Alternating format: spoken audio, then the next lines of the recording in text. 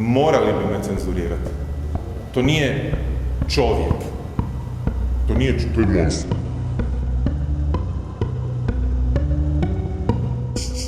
Prolazi ovdje tu i vidio sam našeg čovjeka kako tegli to kamenja. Ja bi bio nazvan nečovjekom koji želi napakostiti malom čovjeku, rasistom. Pojavio se rat u Ukrajini. I oni nas masiraju s tom inflacijom, nabila tu inflaciju i onda su nas kroz koronu izmučili s inflacijom. Rezultat toga je inflacija.